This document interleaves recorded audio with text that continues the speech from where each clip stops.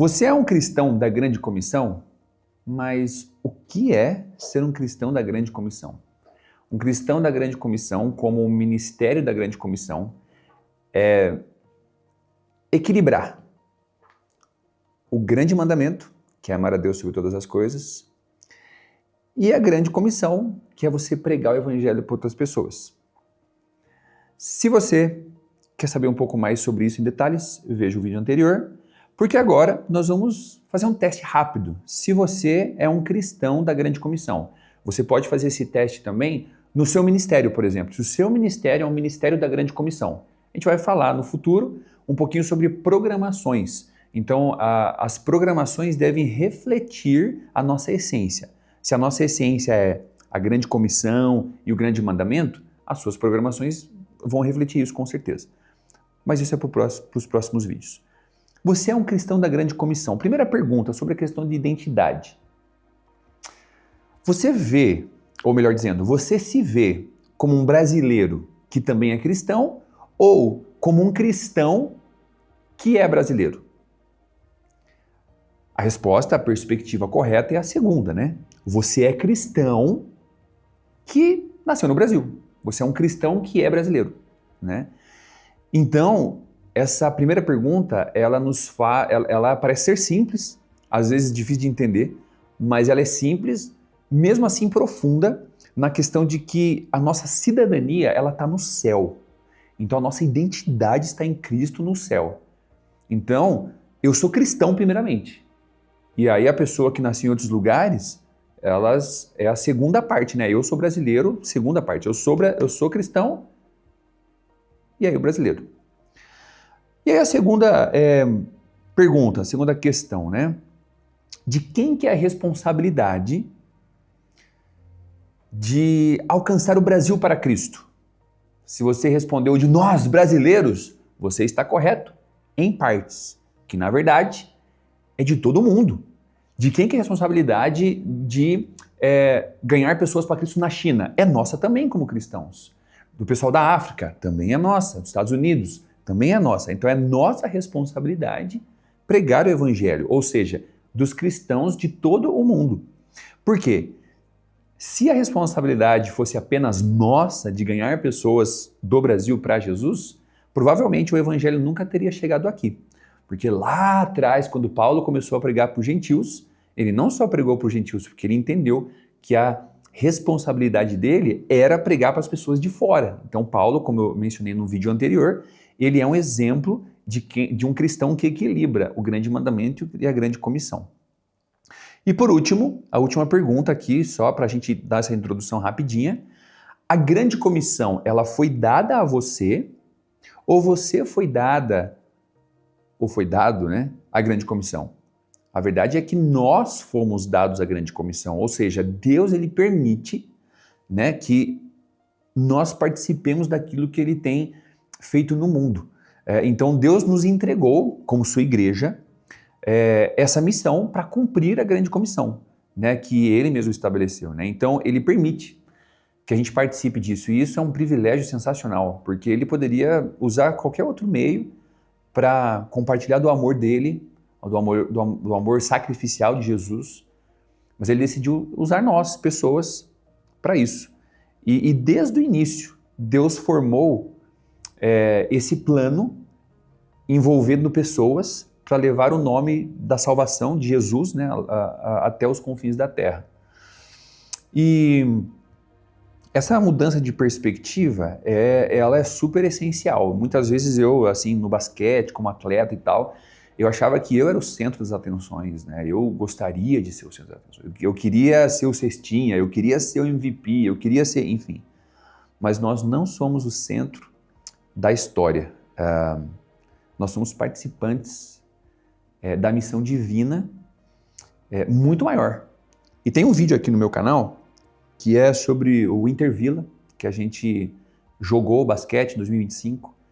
E nesse vídeo eu compartilho também um pouco sobre a vitória além da competição, porque nós não ganhamos em primeiro lugar, né? Nós não ficamos em primeiro lugar, nós ficamos em segundo, o primeiro dos últimos, né?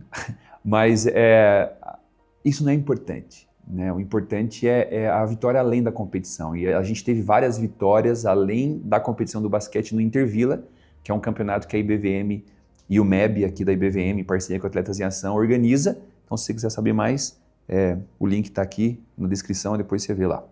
Mas tem alguns elementos importantes para a gente identificar um cristão da grande comissão.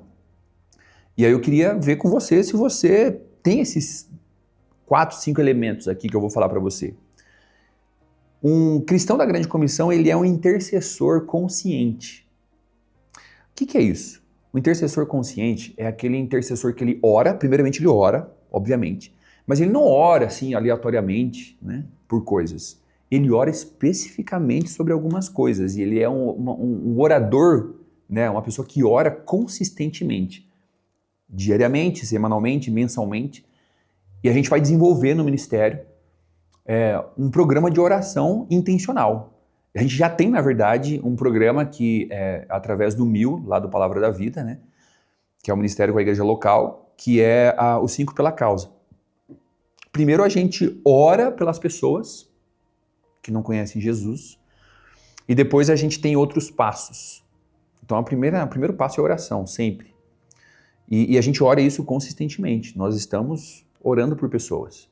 E nós precisamos orar mais. Nós precisamos orar por pessoas que estão sendo perseguidas em outros lugares, orar pelos nossos adolescentes e jovens que estão aí na faculdade, escola, ou até na família mesmo, sendo, né, motivo de chacota ou até perseguidos também. Enfim, precisamos orar pelos líderes, pastores, voluntários, equipe do Ministério de Jovens e Adolescentes, né? E como eu disse no vídeo anterior, nós estamos pegando essa palavra juventude numa faixa etária de 10 anos até 25 anos. Só explicando rapidinho para pegar as duas transições, que é de criança para adolescente, ali 10, 11, 12 anos, e de adolescente para jovem, que aí começa ali, né, 16, 17, 18 anos, e aí vai até o 25.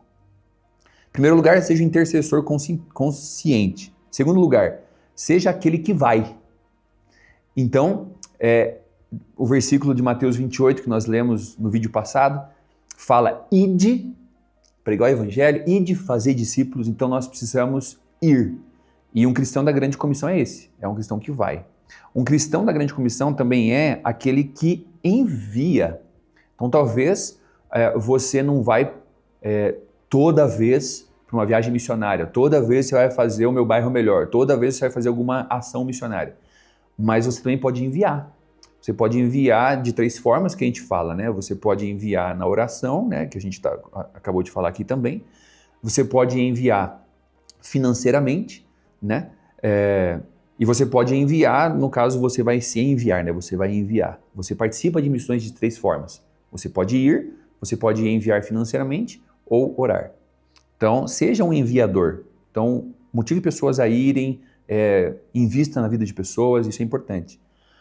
Seja aquele que recebe também, porque missionários vêm de fora, muitos da nossa igreja recebem missionários de fora para ter um tempo de comunhão, para ter um tempo de refrigério para esses missionários, para nós como crescimento. E a gente abre portas da nossa casa para receber. Mas a gente pode ir além, tem muitos refugiados por aqui, em São Paulo, por exemplo. Nós temos estudantes que são de fora de São Paulo, então a gente vai receber esses estudantes. E tantas outras coisas que a gente pode receber, e não só trabalhar dentro das 4 paredes da igreja. Esse é o X da questão. Seja aquele que recebe. E seja também um mobilizador. Esse eu acho que eu sou muito. Assim. O mobilizador é aquele que mobiliza a galera para fazer as coisas. Muitas vezes eu não sei o que tem que fazer, muitas vezes eu não sei como eu vou fazer, mas eu mobilizo a galera e a gente descobre sozinho. A gente descobre junto, a gente descobre e vai fazendo. Então, resumindo aqui, né, intercessor consciente, aquele que ora pelos não alcançados, pelo envio de trabalhadores, pelos missionários. E sabia que perseguições no mundo acontecem, muitas pessoas morrem diariamente por causa da sua fé. Olhem por tradução da Bíblia também, porque tem muitos idiomas que ainda não têm a Bíblia traduzida, né? Então, nós devemos conhecer as necessidades da região e orar por essas necessidades da região. Por exemplo, nós da IBVM, aqui da Igreja Batista de Vila Mariana, nós estamos na Vila Mariana. Nós precisamos reconhecer a necessidade da Vila Mariana. Nós temos algumas escolas aqui, nós temos um raio que a gente tem aqui, um raio de 2 quilômetros, que a gente conhece as escolas, conhece algumas igrejas, e a gente precisa conhecer essa região e orar por essa região. Mas também nós precisamos conhecer a cidade de São Paulo, o estado de São Paulo, o Brasil e o mundo. Então a gente vai ter várias orações, vários níveis de orações, né? E muitas vezes alcançar o mundo com o evangelho não é um problema de recursos, é um problema de mobilização. Então muitas vezes a gente tem dinheiro, muitas vezes a gente tem recursos, tem equipamento, mas as pessoas não estão mobilizadas para ir. Então nós precisamos mobilizar as pessoas. Nós precisamos ir, né? Seja aquele que vai orando, equipando, planejando, treinando, pesquisando, fazendo alguma coisa. Tem gente que serve no ministério, mas às vezes não, por exemplo, o Ministério de Esportes com base na igreja, o MEB. Nem todo mundo que está no Ministério de Esportes gosta de esporte. Ou joga algum tipo de esporte, pratica um esporte. Não.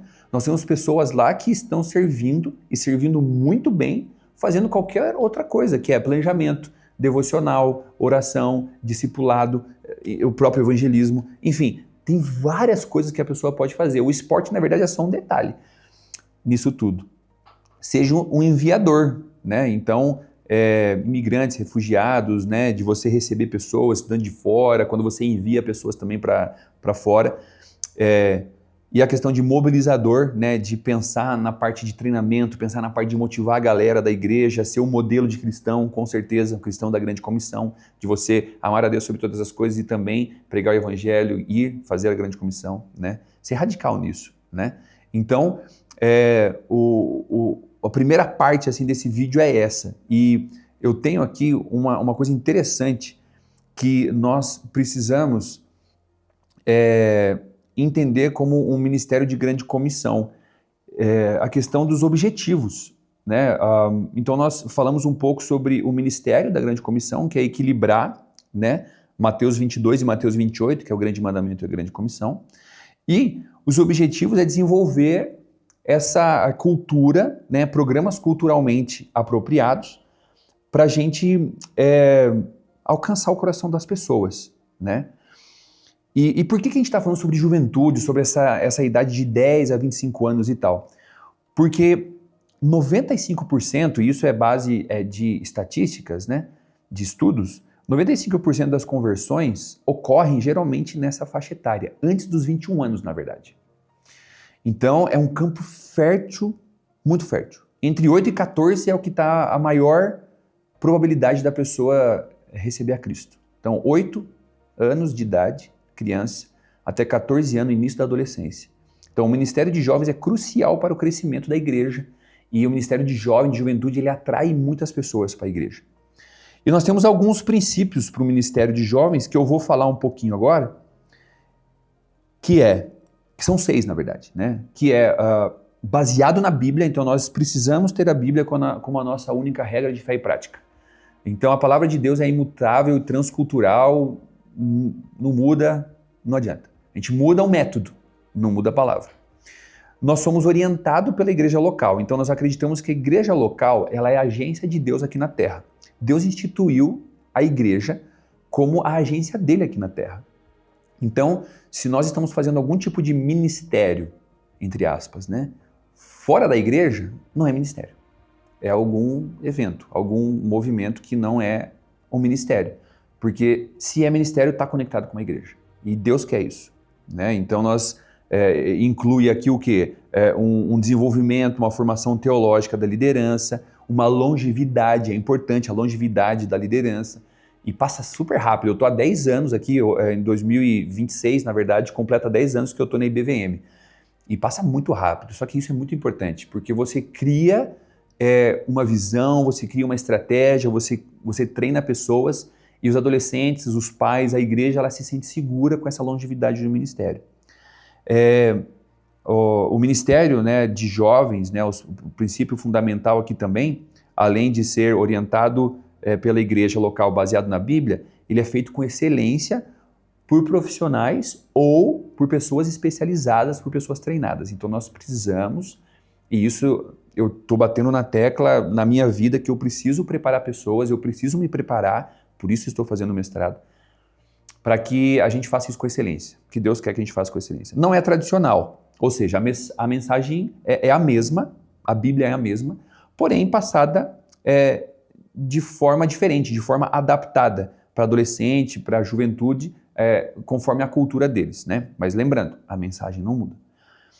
Construído com entusiasmo. Então, nós precisamos ter entusiasmo de ensinar a palavra de Deus. Então, se você não tem entusiasmo de estudar a palavra de Deus, de passar isso para frente, precisa repensar. Precisa repensar a sua vida, primeiramente, obviamente, e também repensar no que você está assumindo na igreja local, né? E é interessante que o professor Randy, né, que é o professor que deu esse primeiro módulo do mestrado, ele falou que é pecado você passar um estudo bíblico que seja chato para as pessoas. Porque o estudo bíblico não deve ser chato. A Bíblia é fenomenal. Você tem ali histórias marcantes que, da maneira que você passa, pode ser que não seja tão marcante assim para a pessoa. Por exemplo, quando você tem aulas na escola, né? Você geralmente gosta mais da matéria porque o professor ele ensina com entusiasmo daqueles. Você gosta de, sei lá, história, geografia, porque o cara é fissurado nisso. E você fala, nossa, esse professor ama esse negócio, cara, o negócio é legal mesmo. E aí você começa a criar gosto por isso. Então a gente precisa criar o nosso ministério, desenvolver o nosso ministério, melhor dizendo, com entusiasmo. Não forçado. Porque se você está forçado, sendo voluntário para bater cartão, para cumprir uma escala e tal, melhor não vir. Melhor não vir porque a gente precisa de pessoas que estão comprometidas primeiramente, mas não só comprometidas na questão de bater cartão e cumprir ali com o horário. Comprometidas com o desenvolvimento dessa geração. Pensando nos jovens e adolescentes de 10 a 25 anos. Pessoas que estão preocupadas com essa geração, que querem aprender sobre a cultura dessa geração, que querem realmente se aprofundar e mergulhar na vida dessa galera. E às vezes até desenvolver, não hábitos da nossa vida, mas talvez coisas da nossa vida, por exemplo, usar mais Instagram, usar mais WhatsApp, usar mais tecnologia, porque essa galera está totalmente imersa nisso. Então a gente precisa de líderes assim, de voluntários assim, de equipe assim, que esteja preocupado com essa nova geração.